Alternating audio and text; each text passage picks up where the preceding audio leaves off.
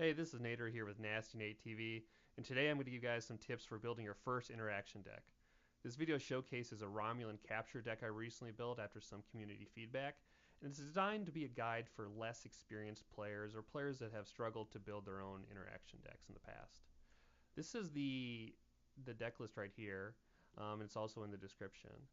Like I said, it's a Romulan capture deck, and it uses the event Hidden Strings to take command of those captives. Rule number one, limit the total number of interaction events and interrupts in your deck.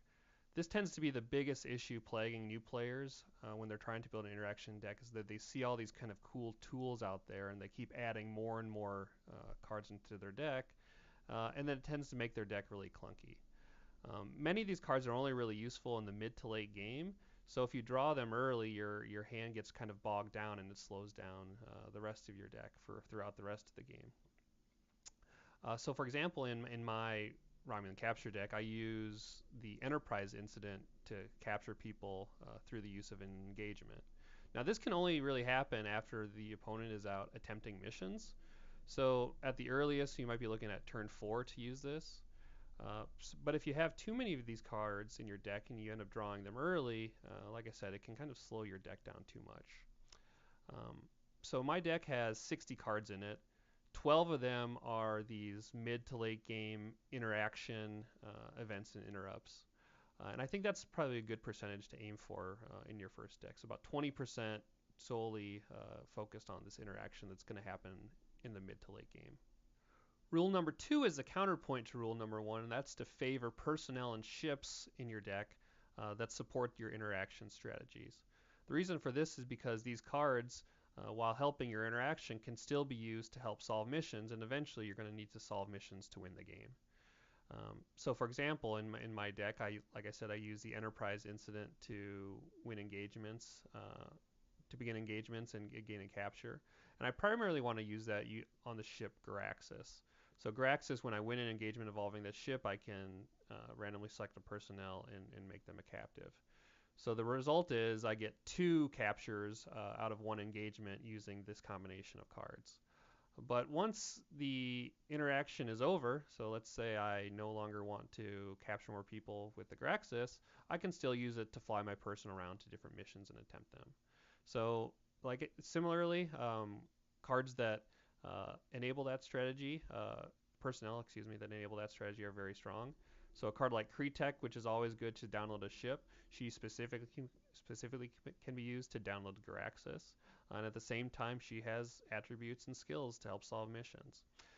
And also, you should really keep in mind cards that aren't super popular that can be helpful in a particular strategy.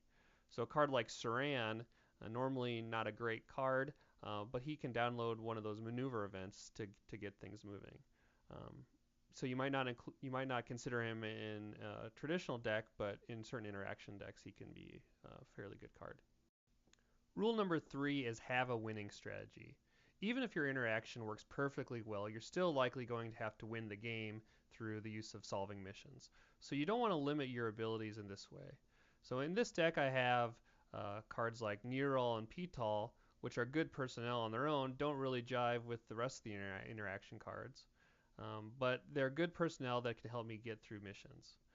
I particularly like this Romulan capture deck because the interaction, hidden strings, through hidden strings where I can take command of the personnel I capture, helps me win the game in that way as well. Because every time I capture a personnel, I also gain a personnel that I can use to help me solve missions down the road. Lastly, rule number 4 is take risk with your dilemmas. Often your interaction strategy will mess up your opponent sufficiently enough that dilemmas that might not have been very successful otherwise can cause some real havoc. So for example, in the deck I have, there's a number of cards that make my opponent discard cards from their hand. So a card like Dragon's Teeth can have a big positive impact. Also, cards that aren't necessarily too popular, that excel a lot in certain interaction decks, are good ones to look at. So a card like Standoff isn't really particularly popular normally, but if you can secure a capture with it, you actually get added benefit out of it because of hidden strings and the ability to take command of that personnel. The same thing with A Moon's a Window to Heaven. two cards that aren't seen very often, but in the right deck can be very good. You can also use your dilemma pile to supplement and support your interaction strategy. So in my Romulan deck, one of the things I want to do is I want to win engagements.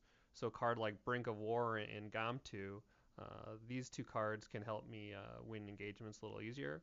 And then if everything works out, you really want to benefit as much as possible. So you can take a card like Assassin's Team, which can give you a lot of power if your interaction strategy works out pretty well.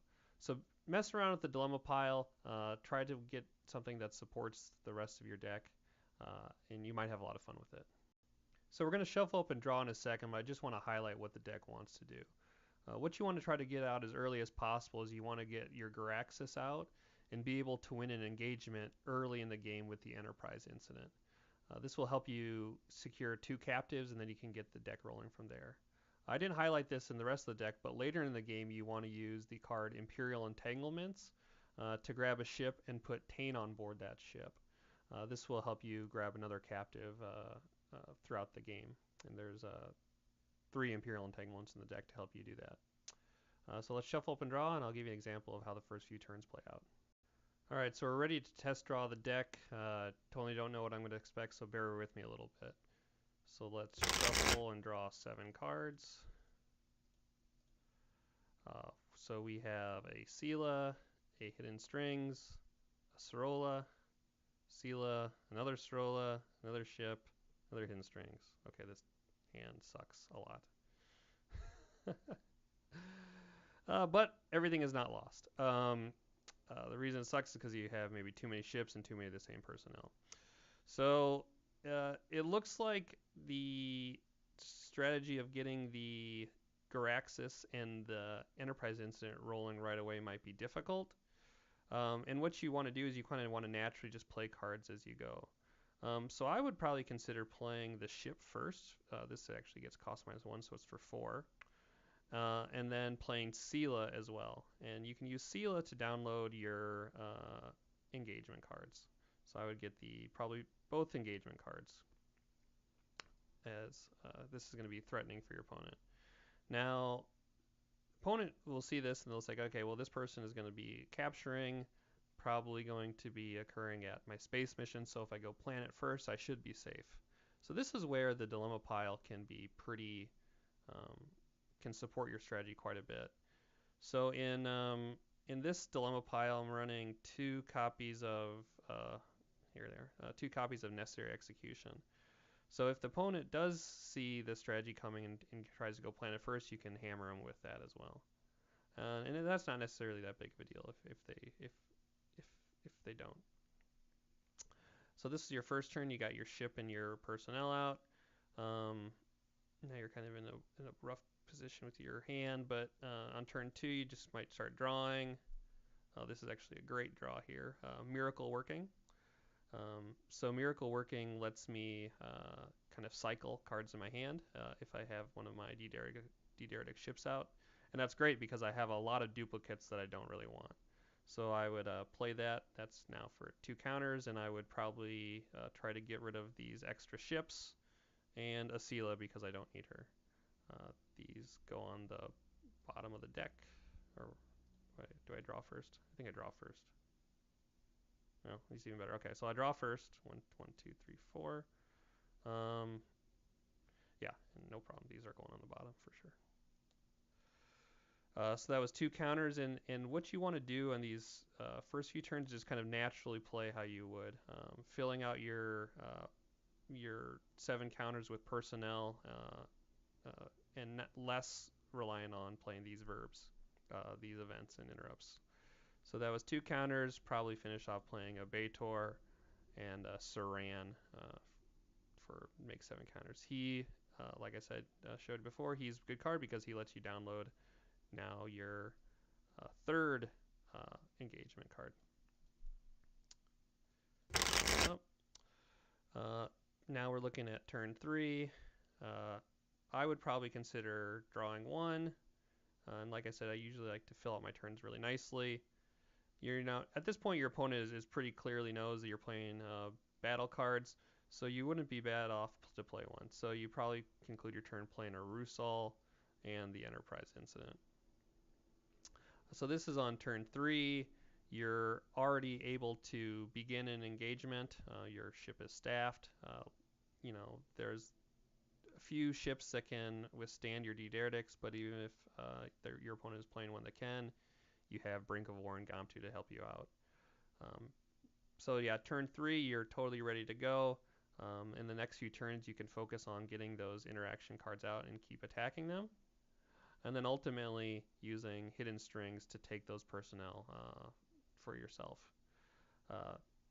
So even though you had a kind of a really crappy opening hand for this particular deck, it ends up going not too bad overall. Like I said, you kind of just want to play out your cards like you normally would. You don't want to go crazy digging for the Graxis. It's not necessary. You might never draw it. But either way, we're sitting in a position where our capture is ready to go. We're able to convert those people for hidden strings. This is going to slow your opponent down enough that you're able to catch up with your own deck. Then also kind of accelerate past that with hidden strings and taking command of those personnel. So that's the deck. I hope you enjoyed it. Let me know what you think, and I'll talk to you later.